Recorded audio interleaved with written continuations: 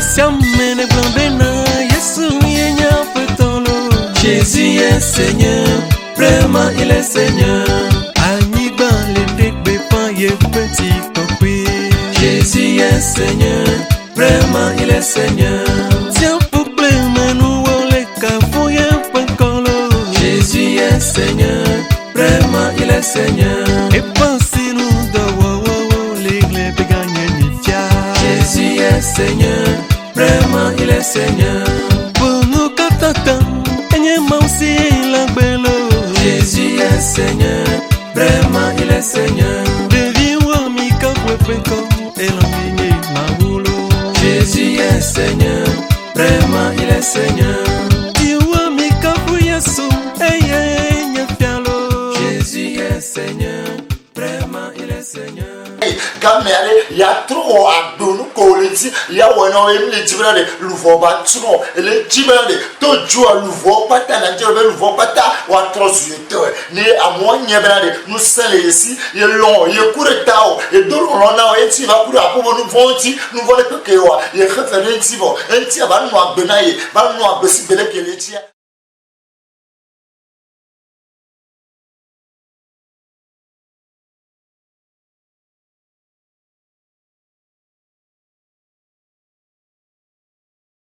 Yesu magbrona opposant pata boa pouté agba no ajafiri wato ne magbrona maître yaovi agbeibo be gamia so ne batoro chine ne batoro yinchi ne wonne ne beko ejapuru kile zuma fome be gamia so be le tibe batoro chime yem ne tibare ba no do dire satan do se ebo aze egbobo vome so va ga mbona de yeleji aw ne mu trore yinchi ne beko ya zuma fome ego me satan ya tonne ke pino ne satan ke on depuis on que satan se so da aspejo fike belo yesu be la to le ne batoro petime ne tu pas besoin aye ego me na de satan ego me no bobo vombe no wa jwanjine satan ben se mauto ne ba so me fiakata ele tibe ile ka ya do satan apeta mau ba ya petene aw ele tibe trore yenti ba ne begbeni bekuwa ya izuma vombe ne trore yenti agbebo yesu be atrore yenti no ku o ja izuma vombe apo be nu nyawo ja konao apo be nu se are gawo ahokole yode afide pepe kuto mu ja te kona okumego yesu me ka yesu e so bobe aswa gbo naye asagbo naye neno ku abo president ko dadwa o da le so ma vome yemule chiwo na enkele chi so bo ko bela atore yentine cha atore shu yesu emlo la mvo na beku ke wonu fo na beti totoro lona wa no gbe oku on to la regretter be ye gbo ba asa agbo so na eblebo ni anu agbele kokko yime anu agbele nyatepe me atachi amebele wonu o so chaka ba duye me o ene ya de ma ne ya o le jiro la khasite no ki khasite atola nyaro ya de ma tola nyaro ya de ma yesu be la gbo me na tola nyaro ya de ma enke ya gbo ko be atoro le chumi aso agbo so naye ne anu agbo kokko no kuwa ne atiba du fiakwe yesu ma gbo na agbelume be na gamia su ne ba toro yenti kojo mesa gbelume be na de ba so e ba gbene kojo mesa gbelume yesu be yelu ne be nyagbo nkan ko bo mu kale ko wa ku ya de mo no agboro e go be ya de ya le père spirituel de Yadema ya yesu be ji ya ni fils de Yadema spirituel yesu be ya gbo nkan ko mi ya de mo mi o pole ki ni gbangba mi kakadwa mu kale ke mi o gamia su be na de le ji be ya to juri ya on to be aso agbo naye aso agbo so naye voix oloje on le tonayo anu sigale di akati sigale yo ele ji akati kanunu ele ji de anu agbe le nyakipe me akati fonfon fa on te na agbe kokko yin akati church ko le yin wa nko ye konti o a travailler gbo ni anu agbe le nyakipe me ni aso agbo so naye to ju ya on sudan to ju o le be maria be pitata wa ke ya ba ko me gawa bodu ke ni asi o le jibela de o la kho ye be so pe satan me voodoo be maria fika mi pomolo be maria ben sela te o mkenao atroji na be sonde le troji me mi ko troji mo famille tie mi aplodu ka so na meko se na satan alo meko kamia su be atroji me yesu be papa gogo ye be papa gogo emle ti belade ava izoma vomo emele ti ava izoma vomo o longa mi nyagbo e gani on figle du ano po o figa o po ga va kami subi aswa bosone lu voye le chi gami asubi na le hion et la sang de don vont me le répondre les chrétiens Joseph les qui les asson ne va on me le répondre on les tati au pionnier quand il a subi souvent grand belade et puis papa gogo aswa bosonaye et lonya obo ti clan va no gbe no kuo le so mo me nya tepe mi so nya so na agbero ya mi so ene ho pepe voa les qui belade da forme télé da forme va me le don son amede be nye fona ma o e no na mo be nya gbo fo les qui belade zon le me pas le zon le mo yesu ma bre ba pote nous se pepe nous de pepe qui nesi que nya be la to gbe sigo alo no ke nous va pote de pepe ba yo atenso ne ba trozu to e bon mais le victime quand même et Dieu avec quelqu'un ba cralenchi ne ba no kan clame ne ba bre so na me il me dit so avec le voiture ne be quoi ba yesu ma bon e be yesu Maria honne le bedrom Maria honne Maria de nous ga khade ba joretie ne munyi Maria kuretawa Maria ba khefera po benu montia ne umtuno so ba trochu mo ne be kwa e ga izuma ba me azambe a jaka sese alma no manafa da no ne bevu ba benono ne ni tore yesu tu ani ni kwa ne pata mi ga izuma ba me yesu ma bro na mi qui a été averti yesu lo nya obo yesu me le je mi akwa pe o mi atron enti yesu le bro nya le ma bro na o ni atore yesu ma bro na e be vi Deborah ameke do agba janake bena de yelun pe nyagbo yelun e so be nu vone pepe ke be wa yeso ke va nu de ka ji ya gboni po bena de mu galon e ga le kati e ga lo ba no ye yesu so unde pepe ne ba tu fe amoko pata do khona ba tu fe na o nyede le no me nyetome ba tu fe na o be ba jeme e mu galon chimbele church homo no be church ya tonjo 8h ne be church ya 8h chimbe ne kanye ba ke jipo nkele bi su bopo be ba no agbele kokoni me ba no agbe joje me mu ga do ha kuri ye me to ne no agbele kokoni ke ba susia mu ga depo ne lebe na kokoni ne be kuwa ba pe le jipo ne be ja ku ale ke me ne pela di e ga kelesi ne ga ti continue pe di ne pe be na mu odo e go do la so be ga so e be do ba kaka e be nya la fille pepe ba de kokwenye afire pepe kebele ne amwanye be be baba gogo ne be loya ne wo be doda sike so le ne kamia su yesu be na ye lo be nyagbo ne torrenti ye cha ya torrenti munyere nya tepe mi so be nya so ye ne e ba bioma wa ma o dokpe ji be na ye domiva ye nkwose be so do do me ndakpe mo le ba gbenti be na ga popo ke tela dia ne kata ne pokokodu ne nya bufia kule yesu cho mavoke de mavome ne no Deborah yesu no ko yesu ne bel ji no yesu ne do apana yesu ne akobe se no agbele ko kwenye me ga do ha ala pastor be pastor do ha ko yesu la nya akobe no se yesu la nya akobe kakala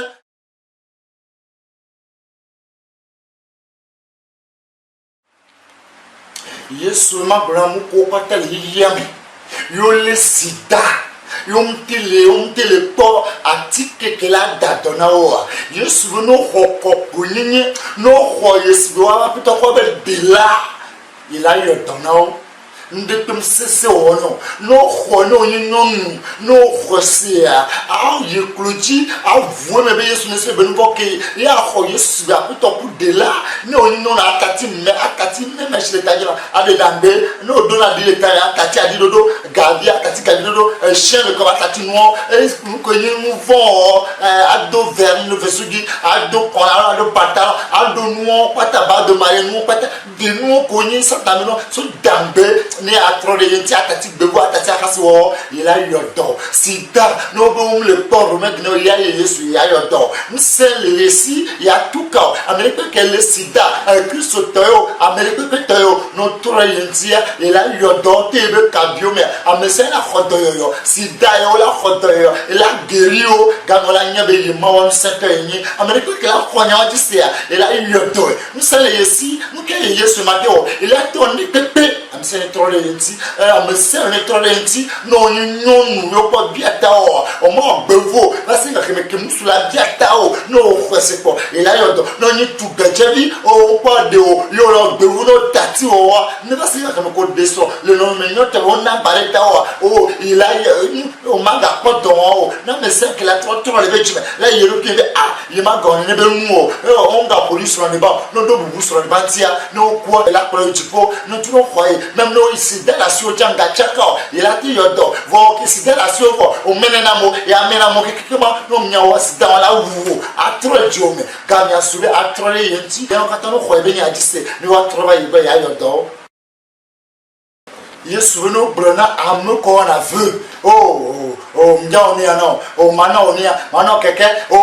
mnyeblela mblena la mchacho blela amu ko branya ma onia no abrana srobe ya onia ne ala brana viwe ya onia ne no muwo yo vere muwo no ko jezo ma vome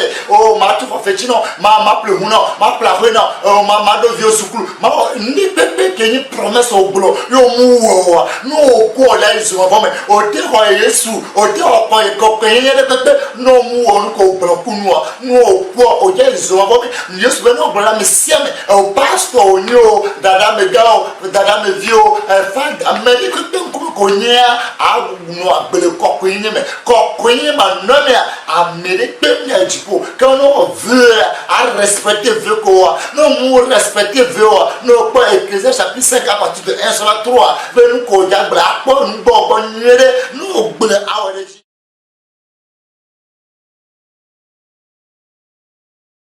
Sunu brana mismo pata kliyame ko npa khoyesbe afrito alo be dela alo npa khoyebe ni mon view no ku oja isongo me musulman de pepe que le monde entier on le dire Mahomet no ku Mahomet ja ko Mahomet les zongo me no ku on ja ko no ku oja isongo me no khoye Yesu diso no ku oja isongo me yom le dire musulman de pepe isongo mo musulman kata no trolenti musulman le fouiller moi soit pour satané là on est satané le bleu le sous Yesu be no bra musulman kata no troyenchi be no kata no troyenchi o marabu yo mekonyo avec les troyenchi no quoi no ejipo yem le dit musulman le kaba ils sont avant Yesu be no bra musulman kata ko khoyi si da plutôt que de là no ni no no bele ko ni mais a de mesh kongbe a de gadi dangbe a dido akati parfait c'est akati bague de akati no muso ego ado konla akati ado journal me akati ado verni no pata akati no no le bododo me alle so bom su no me akati no le do bododo me aba idia no do so akati no anu abele kokko yin me no ho Yesu oni misma converti o ho Yesu no me la abele kokko yin ma lo jojo yin mo ale tepe o me no ko Yesu mo vome ndawa bro deni mo benade o Yesu mu howe no kati o dati mu zo ma aw kokko yin ma no amerika ni ejipo mu nya me kele baba Yesu ye na tipo amekele o ma o pe lolo noa e na tipo Yesu ma gboro ne ba mo kata musulman ko me kata Yesu ma gboro na lo na Togo bina no pota agba e Yesu te ja fi ale Togo no pote jeon dangbe yom ne ti ya ga ko jo ko be ku yo escroquerie fi bagbe yo lo ne o tati do no potagbe o tati amole escroquer mo le bon mo be ga par jour par semaine o doit des milliards la mo bo escroquer mo amo da o be vieux naissance pio o da be mo be plako pio o da mo be plako pio et amo be suine o makudra madagla trinapla tuchola fafnapla amo pata no ku ala ils vont mais inter le nato ne potaba ne ba jo le Togo yemti ya ga po e ja du fia le Togo e Yesu e ja du fia le Togo e mti ya ga po no potaba ne on e va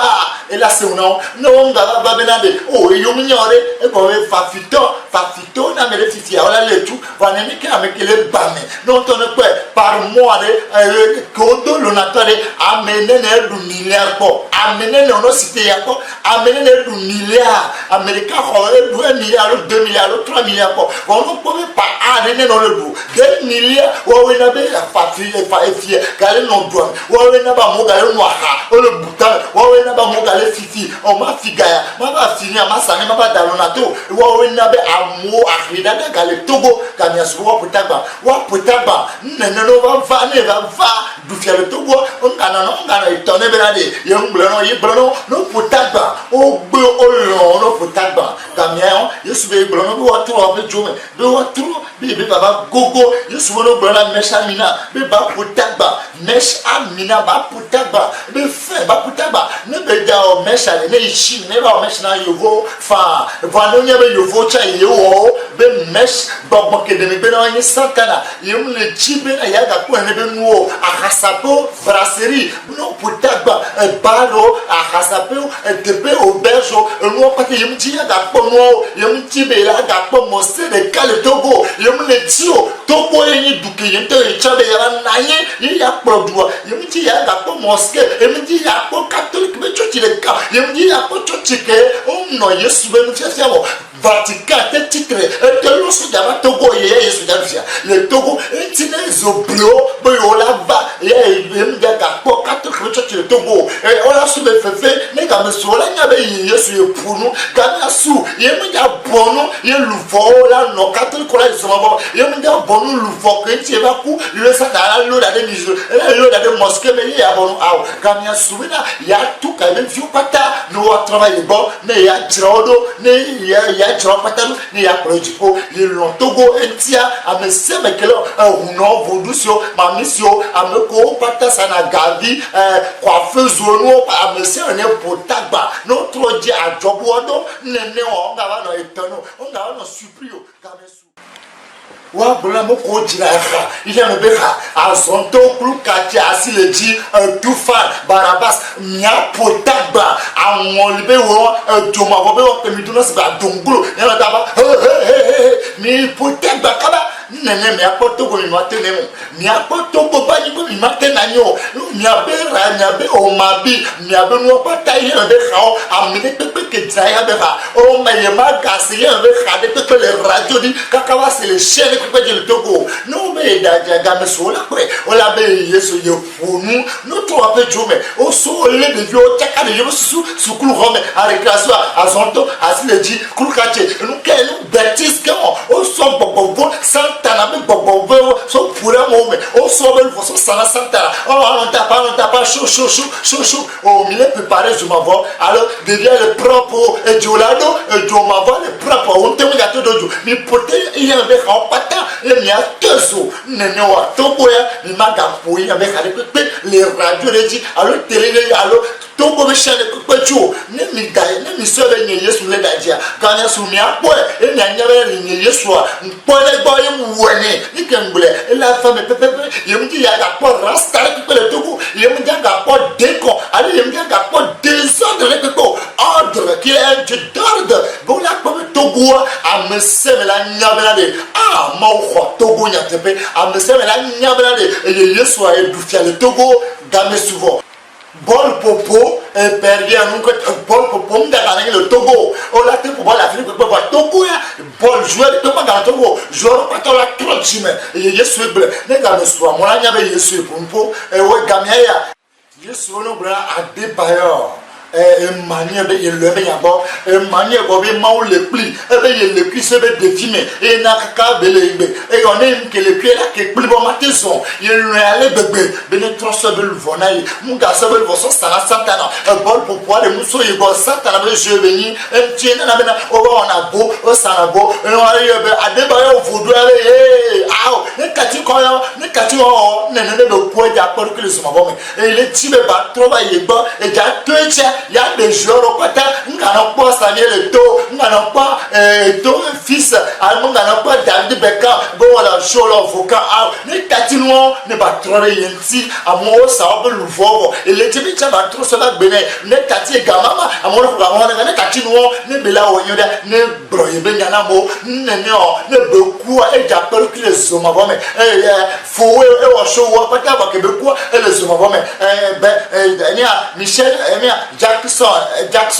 Michael Jackson, oh, show on the scene, et quoi, et les hommes avant, mais il me le tire par les hommes avant, même pour voir Peter, oh, show on the scene, et quoi, et les hommes avant, mais toi, à bon joueur, à beaucoup, mon corps, à Barabara, à Hanou, à Bekou, à Donovan, les dix battre de son aïe, il peut avoir Gogo, il se paye les blâmes, il peut avoir Gogo, les Troyenti, les Troyenti, mais à débat de Trochime, ni se pas béné, il est type blibo, il est ça pour ça, les Tati, les Tati Voka, à Oporossi, noir, non, Tatino, il travaille bon, il y a trop froid, il me dit, il dit, il y a tout, il y a des cas, il y a des jours, pas que le monde entier, mais comme c'est bon, voilà, les Tibets ne trouvent pas béné, ne be quoi, ne ba jipo, nous gars se mettre au sommet santana, yewe, et yesu yewe, gagna suni, katibol popo, nous gars pour la Afrique popo, ne trollenti, à trollenti, yesu le membre de ba ne yom passé, bena to ya dia, yesu jamu gare, yom passé be la femme, yesu embla, il n'y avait pas femme, yesu le membre na amoko, oh on a Valentin, on a ça, no ku o ja iso ma femme, bon voit pas ça, be ado ou jen, kuku jen, faje, bodebi jen, flower jen, ne mi quoi mi yesu ma femme, Christo toko, au final moi le church comme be Valentin, ne mi quoi mi yesu ma femme, zo ma femme na te pas mais yesu bena na me c'est notre réalité, il y a trois mais ça doit être azan ludu, azan bobo a ododo 666 decibeli, ça ta le no mo be et le no mo be nke kwa dia, ça ta la point du ou na me bobo to pour la mo ina zo ma femme, et c'est moi ta azan ludu et il y avait toko azan ya magana nyo, lo il y avait yesu pompo, il me galé non, il y a vitiba benono, ao a mon réalité, on no abel kokoye mais Valentin de kaje kutu bejo o le don on ba be aza o dunje o sata la tura mo susu e o na no daka no de ble yesu ga na so ba me se toro nchi be aza ma ga na nyo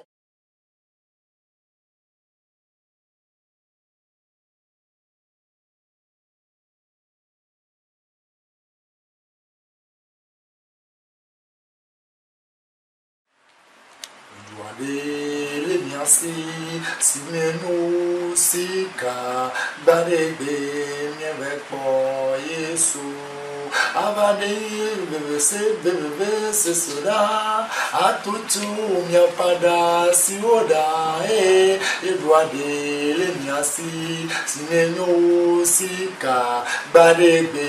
mievekpo yesu Edwane le miasi sinenyo sika bade be nya vagbo Yesu abade nya bebe se soda atutu mia pada sioda Edwane le miasi sinenyo sika bade be nya vagbo Yesu Hanimba todo le tijo poma le bebe Aleke ganti pour onoda Lolo sonko Dijon sonko Radidi sonko Ano afimae Lolo sonko Dijon sonko Radidi sonko Ano afima Oh jiponyo ale bebe Nyato jiponyo Jipola jura mesieme et ya tanya que Yesu le magloa ni mo le fo magloe ni nda koko adeu magloe ameke be ya unya amia ko ya fa vonde ka makari la me brade ne be ya unya nu ke Yesu le mawola ni be je ne mu wo pe be vo ni mo le ku egbe la ku so o te do soja o te do me le pepe o te hu no bo te me le pepe ni mo da vo ameke le nyeme ale Yesu ke le nyeme e tria ko se mo le bebe usata la kele yeme jiponyo miato jipone jomi ampo jipo ale fiadia na lebe fiazi peji jite gamantrele te Voilà, ma vie me béa, c'est où tu te béa. Non, c'est à me béa. Ah, va la dos. Il y a pas de discussion. On nous va bénir. Ah non, pas les 24 vieillards au dos tabou. Les 4 vivants ont le dos tabou. Les sont tu connais. Boubou, ah, doit mignon. Non, pas le dos. Prends le bord. Oh, et plan à zipper. Et nous découvre flux. Vous les prendre. On les note pas à me coquer. Ah, on en vient. La vie sont bénies. Du pognon. Du jaune de découvre. Assez. On doit mignon. Il y a que ma tête décrit. Du pognon trop. Du pognon trop. Nous connaissons Catino. Le mien noir. Le corps payé. Mais oh, bien peut-être. Je suis sur les fiers. Eh bien, il y a son de Sophia. Mais nous,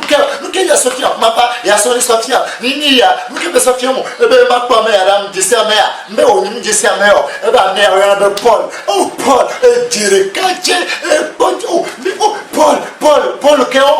Paul, qui est la Bible. Paul, qui est double Damas. On a le sol. Il va y avoir Paul. Et Paul répond beaucoup. Paul Benadé, il est douce. Benadé, il y a un verset de 2 Timothée, chapitre 4, 7 à 8. Eh bien, on vit bien. Il est le français d'assis. Ah, il est fier coucou sur ici, fier coucou les tadines. Et le pot du jolly. Et Paul Benadé, ma brana me serme. Ben, on va aller sur la cicérée. Ben, on a compris, mais nous, quoi, on va dire, mon calé, qu'on a dao, mon calé, qu'on a douvlo, mon calé, qu'on a ko, ou a bromonia, vos livres, vos lois, cacaille, souvenirs, ou a rognaya, nous a trop, ou a rognaya, ou a sur le dorme, nous a pas dit, ah, elle est tout le bien à travailler, ah, elle est tout le bien à travailler, ah, mais voilà, il y a de nouveau, pas de dit, il y a de nouveau, pas de dit, ah, les petits gens, les pauvres, les tsunamis, mais il y a travaillé, il y a travaillé, ma tu vois, oh, tu peux nous les kia, oh, mais ma tu les bas, ma pas me là, ben, me on avait Étienne, oh, mais comment Étienne, oh, Étienne, Dirika, Étienne, Dino, peut faire coucou, et ah non, et à mia, oh, les petits gens, les polos, mais tu, non, Étienne, oh, mais comment Étienne, Étienne, que les Bibles, mais, yo, pour que, à tout ça, et moi, oh, Étienne, non, pas mille non, oh, c'est joli à voir, oh, Christ, mais n'a rien l'homme, non, là, mais oh, des cas, oh, non, pour et tu l'as, Joe, Étienne, non, verset les cas, acte des apôtres, acte 7, 57, 60, eh ben, il n'y a pas de pour nous, ah, mais calé qu'on poupée, moi, calé qu'on ne fait ça, mais calé qu'on nous, il est bien ce soir qui n'a pas siamé, il est sûr qu'il a siamé, tout Étienne, Paul, tient le dipot, Paul, de l'ouvre, et tient le prière, il y avait qui se tourne dans le double, qui se tourne dans le double, mon histoire, mon bonne façon, qui Étienne, dire, caché, le pomme, le sou, non, nous, qu'elle le perco, oh, mais comme le perco, oh, djipoya, oh, ni ma gajolo, et toi, mais n'y a pas de assez, chuchu, oh, mais ma jole, ma va, mais à bas, non, il n'y a pas quoi tiens, voilà, ah, tiens, non, tu m'as pas dit là, et bien, au bénin, ma, il m'a dans un mot, bon, à travailler, yole, ne te pas me sert. Mon son amour, on va m'appeler Jérémie, mais qui est Jérémie, nous disons, eh bien Jérémie, ben tu as bon beaucoup, Jérémie, ben il y a Jérémie 15, 20 à 21, Jérémie 27, 9, Jérémie, ben hey! Bena de no jao mo be doa ola ti ome amola ti trencho ola no ko ola no dido be nula pe o me gale be ne be ya mo be doa ne be maga mo be doa ma ulefo ye be maga do mo be to figa ona mo be doa entire no bla mo kata ko le dido bena le no bo ka ko le ti so santana e ko to de bo na no amote ko bo nga kendo me no on est dodgy, no akatawa, no Jérémie, et Jérémie, oh, et le coup, Dijo, on a entendu pour la trou, Jérémie, on a été quoi, le coup, mais il n'y a pas de pot, ah, on n'a pas de pot, et là, du pot, non, allez, bébé, du pot, non, allez, bébé, ne me dites que maman, on est au latin, c'est un peu comme on me le pas mot, ah, on y a tombé là, de ma femme va pas me là, va me regarder Daniel, mais Daniel, Daniel, Daniel n'a pas. Non, moi là c'est papa, papa, on gâteau les jeunes. Non, parce que les jeunes de 12 ans, 13 ans. Daniel, verset de Daniel, chapitre 2, 19 à 23. Et bien, il y a eu un mao, après un mao. Il y a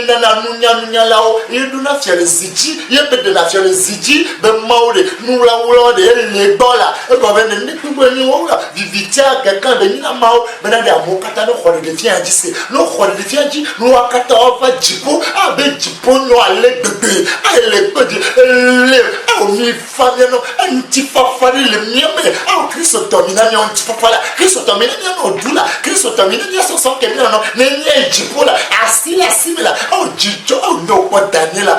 mais il m'a gâté là, un petit peu de yo, il m'a gâté là, les petits gens, les petits corps, il m'a gâté,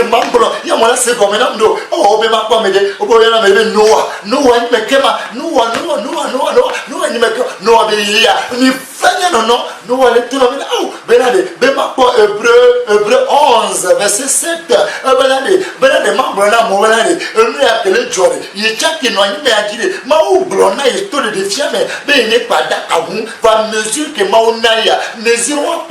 Yo, inti comment brana mari, ma brana doit respecter, nous va pas t'avoir dit qui respecter, yo ku yo famille pas ta yo pas de bé, inti me sème, ou tu as pas de bé, nous va dit yo le noté quoi, millénaire non, mi famille non, mi les positions, dit jo de la mina, dit jo, nous me dire que mal décrit jo, nous me dire que ma brana qui c'est ko, non vie, là yo combien sont venus, tu connais à bon qui me le bras, le on te la dit jo so,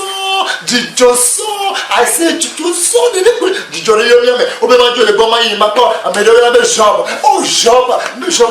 no ko la c'est papa aolo de kache ko mi famia no o mi le petit Job ya verset Job 2 verset 3 il est intègre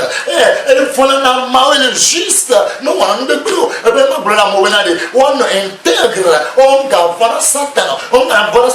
maniga so no ko Yesu juste no noter mo kaya que la baba de Dieu, mon calé comme un tira la pouvo, voilà tout Dieu son ti, on peut le voilà pour lui. On a pas Yesu ta mere jolo, on a nos mamans avant no pas Yesu ta mere jolo. No va na katania pas Yesu. Yo peut te dire oh miato, dit grande le doigt mais oh dit grande le dimina que babolo. Oh il dit oh il va miato ma le ba papa mere amri elle est douée, il est pas dit il est doué. Quel ami elle est douée ma. Oh mais me disais mais quel ami mais ma bien temps, nous me connaissons, mais David, et le doigt, mais le petit papa, David, le tout, non, voilà, c'est de 11 ans, il est, Dieu le chrétien, il est très beau, et Dieu, mes familles, non, David, Psaume 23, le Thénèbre, mon berger, je ne manquerai de rien, il y a rien pour rien, n'avez que manqué, mais Djipo, suis là, Yesu wana ila Yesu yenye bemse Yesu yenye bidikike David le petit Djidjo eduke aleko quel est ko Djidjo de le doigt mais Djile le pas le poisser quel est qui a Djidjo gande le fou ma quoi ça me les chamba non débat non nyako non nyako le chipolo non nyako obe mekeya nous Jésus on va marier mais non mais pas tout à fait ngado tabuno ngasubo mais non mais Yesu le kapos bona yo no vieux boyoni mais le non mais le petit Maria benade ma soeur verset à son amour à verset qu'amour benade Jean 14 6 13 à 14 benade Yesu le kaine moi Yesu nya tepia Yesu le cap pas mais c'est là qui souvent là-bas Djipo Yesu benade 13 à 14 benade que nya bien mawa to Yesu le cap ko nya la sunyasi bono bela mon ko le do bela to e be ko jale ye mu ngale nya ko Satan le blo e ja ko so ma bo me no view boyoni yesu le kape boyora subo ne ebla yesu bele ne be fen for ne on there munye gon me na de e gon me wa to gbera de ta awo e gon me na de what you want blonya na yesu what you want to gbera de yesu ti go be do khose ye be yesu la onde yesu what you want to khose de yesu ti yesu yi o ba peto yesu a e le ka ko yo do tabura maria jekulu awo le po jijo le famille bubo mi no mi le mi no o inya ponto maria nya po maria le bra de le ma brona mesia e klein be jibela de o lo ye binya no lo yo le jo la ba jibo la po ye no lo yesu no ko yesu de kajise no to gbera to yesu ji no to gbera to yesu de kaji o la ba po ye cha ile no tito no bro kata bono ka o ye be pitata alo me ko o vo transmo subo santa la bejesio o ke ruma to ruma bobo vo me no na santa to fu me ya le o pete so bo maria le poticho e no na nya ko ni manda jiro no nya ko kaka o no ke le ko o nya ko kaka o mletimo o no nya na ko ka no mi nya na ko o e be dale legbe e dadi dilenti mundo gade le to mundo shero a mundo le be no mundo ba e nya ko no ko rob ke be do roba le prince nyakwa lebele nyakwa ni munyere ke makolo la sebo o be ma jole go makwa mele amere chala o amia nu de kan bala amia go ko yin kan bo amia be da pata fu vamos subir e da fu no bla bla bla o me kenya meyo vai ga ni de kaje treju nkuta bari e de kaje o e be khose to fufu ya o khose to fufu e ni me ka o ke ni khose e be o bon do tanguna yo ni khose to o mi go be de ma to tanguna ami de kape pele tipo yo do tanguna e ni akuta Yesu Kristo e be na ye ni Abraham ye ni khose to fufu e le mi le no e le po di cho be ma bra mo kata yo le no tipo me se yo le no tipo me se ma bra me se yo le no tipo me se no po jeunesse à partir de 22 17 à 18 ans ma o yire mo be le tairoki e yire be jinovo o so baba puta ko e be jinovo kata e de America pe que la ni be dia ye be jinovo o kata ma ba jipo musulman yo a mese me ko Yesu jise e ko ne de ye ma we o me ne vene ye ji Ismail e ye ba ji Isaac voa o kata o Yesu de kaji se no ba jipo de kaele o kata o ba jipo ye be jinovo o kata o de ka o ko ya ni se musulman no ko nya jise no ba jipo no ko Yesu jise o la ba jipo o la ba ko ile no ti ko me se on manda jo nya ko ale gbegbe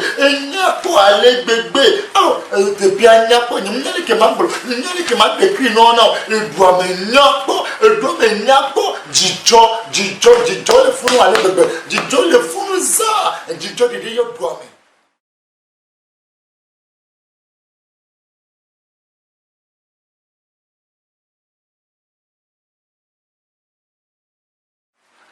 Yesu amle pajijo yawe minyamle chima panyi bajo Yesu benare yeji ya bra kana mapa bra mu ko pata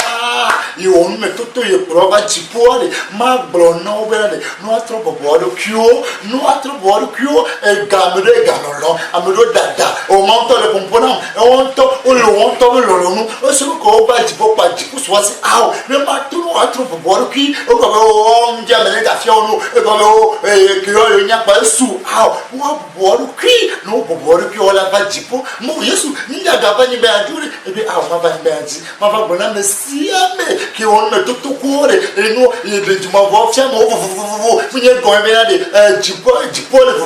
le ka be ni be na de bible ami american mo ame vo mu yo so bible e ti ame se me no de ka no ho ko nyenye wa honya ya ni o de ka ni ya katanya troba jipo va no munye o ela si on va nous couiller pour la jipo Yesu je m'envoie Sofion et là si on envoie la troba jipo e go be gata do no me e ya e mu la dada Dieu résiste les orgueilleux on miato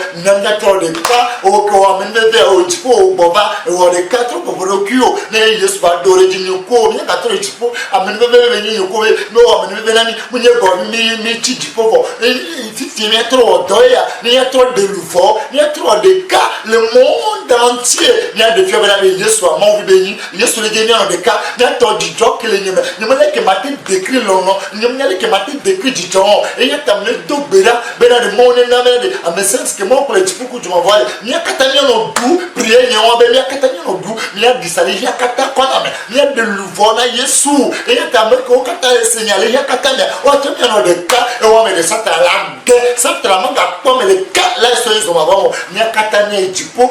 ben, de Bedonami, oh, il y a sous l'homme, il y a sous l'homme, oh, il y a ton gars, il y a des cas, l'homme, Niemanya no sitao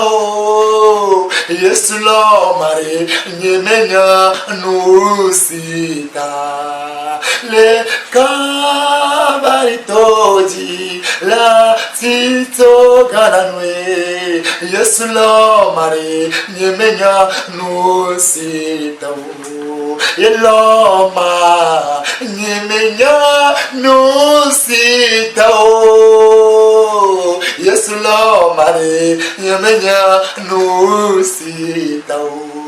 Le kabaritoji ao La tito galanwe Yesu lo mare Niemenya no sitao Elomlo, eloma Nyamenyano sita o Yesu la nyokolo Yesu la mare Nyamenyano sita o Le kabaritoji La tiso galanwe Yesu la mare Nyamenyano sita o Oh, Yesu l'omila, il m'a dit que Yesu l'omila. Oh, Yesu va courir mianti. Oh, Messia, mais il n'a pas trop de cas. Il y a son sort que il y a non, son sort que il y a un coup. Il y a un bel n'yatepe, mais il y a un bel jodine, mais nous que Yesu le dit à son nyabode. Ni il y a une matéo, il m'a bien eu. Il y a bien où un petit peu de pyramide. Oh, Christ, oh non, vous douce. Amenez peu que les yams, mais il n'y a travail Yesu, bon, il y a son nyabade bena Yesu. Oh, comment Yesu, bon. Pasando nenye komye jibu kele no te pom but apeta Yesu oh me va bo be nouveau la menye cho nouveau que va me khos va peut-être que de là ah tout que les mo breme mo kenya be banyame cho bobo do nyeme mo nwa be no cho be cho ero ma fome ah Yesu me gana ma jo ma famo Yesu me ma po jipo ah Yesu o me velam ah Yesu me va bo cho nye brela kata ke me deux j'espère nous voir la menée oh mais c'est bon au coup de nouveau nyonti et y a ta robe ne manito au blanc menade même kumpalentio la mon kumia no John va la kumpalentine yesu ne mon kumpalentio et tu me sens bien non mais il y a peut-être plein de l'année il y a peut-être plein de l'année ou amène mais tu vas pas jipo ne ma du fiakulo chom ma voquer de ma vomme allez yesu va connaître de brale amen ma ou dans mon temps mais tape non dans monsieur Christ va peut-être de là mais bien quelqu'un est très bon papa est-ce que ça t'a l'air ce soir papa tout cas ce soir nous a trop sous temps nous c'est on y a comme papa me gana me papa là que on papa qu'il y a de père le soir si papa me gana me toma papa là toma pas demain Yesu appelons à monsieur me que laisse témoignage là Amérique Togo vio Afrique vio le monde entier bon que mais bien témoignage na mo kata tout sous temps un président un ministre un général colonel amené le monde entier wa tout sous temps Yesu appelle bene ouais et me kareji bena ni akata ni adufiako appelle bene se be boda bon que la titre témoignage ja me bien à mon donner fier me to Yesu wa to plipo et a benu c'est le roi tout doit être dans le bâti Yesu que ce roi de Satan a dirata me blela a masque tu ya ya Santana pas gaga Yesu mo woto do dandruba daho dragon on ducho Santana me mo que la tombe ya chite mo ya noa mais pas gaga le Yesu mo comme mais bien Yesu yi ne de kana témoignage ne bobo be ya kasia du bobe ne dorechi Yesu que ce be yi que ye do ne flo keke papa akpeno mena afiri que témoignage la ya a me se la trop sous temps elle a beau oui c'est non il me tue ne ba le skene bule o be ninga so pe ninga de lemo femme akpeno yesu me kafo me do re dzi me do gbe ɖa le yesu kristu be kɔ me dziƒo le